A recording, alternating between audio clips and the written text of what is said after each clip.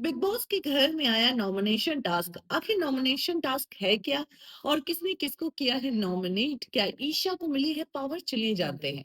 Hello दोस्तों, मैं हूं कोमल और आप अपना चैनल देख रहे हैं एनके बस।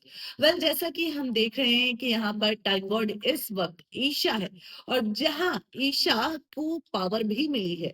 और अगर आपने प्रोमो में देखा हो तो एक ग्रीन कलर की बॉटल रखी है जिससे कि वो अगर नॉमिनेशन से किसी को बचाना चाहे तो बचा सकती हैं। हालाँकि वो अपने गैंग में ही किसी को सेव करेंगी, बग्गा है, अविनाश है, विपिन है, इनमें से ही किसी को वो सेव करती हुई नज़र आएँगी।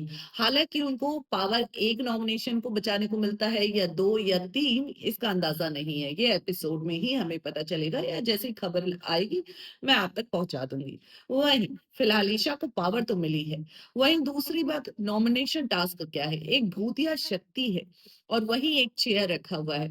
बारी-बारी से कंटेस्टेंट आएँगे, वहाँ अपना जस्टिफिकेशन देंगे। अगर बहुमत सही मिली, तो ऐसे में वो कंटेस्टेंट नहीं नॉमिनेट होगा और अगर ज़्यादा से ज़्यादा लोगों ने नॉमिनेशन में डाल दिया और बातों से सहमति नहीं हुई, तो वो नॉमिनेट हो जाएँगे।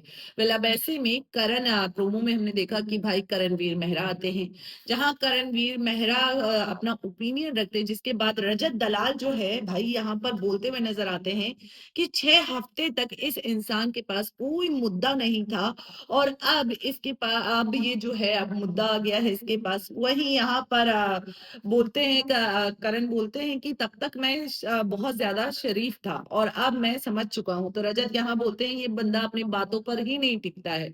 वहीं करण भी बोलते हैं कि भाई क्या तुम अपनी बातों पर टिकते हो? और ये बात तो बनी-सी बात है, रजत दलाल तो अपनी एक बात पर भी नहीं टिकते हैं, तभी तो उनका नाम पलटू है। वहीं हम देखते हैं कि रजत दलाल भी अपना ओपिनियन देते हैं। वहीं अविनाश भी बोलते हैं कि एक्सट्रीमली फेक पर्सन, यहाँ पर फेक कंटेस्टेंट बताते हैं करणवीर मेहरा को। वहीं विवियन भी बोलते हैं, विवियन भी करण को ही मतलब नॉमिनेट करते हैं क्योंकि भाई वो सीधे ये बोलते हैं कि इनका दोगलापन तो मुझे दिख गया कि 8 हफ्ते से मैं इसको नहीं दिखाई दे रहा था और अचानक से इसको कोई शोल्डर चाहिए था और अचानक से वो मुझे अपना मानने लग गया। हालाँकि तभी यहाँ पर जो है ये बोलते भी हैं करण कि पहले मुझे नहीं लगता था लेकिन अब लगा तो मैं तेरे से बात थोड़ा तेरे लिए कर दिया, तो इसमें गलत क्या है? तो यहाँ पर ज़्यादातर कंटेस्टेंट्स हैं जो भाई करण को ही नॉमिनेट करेंगे कि करण की बातों से कोई सहमत नहीं होंगे क्योंकि भाई ईशा भी बोलती हैं कि पहले कोने-कोने में बैठता था और अब बिलो द बेल्ट आ गया है।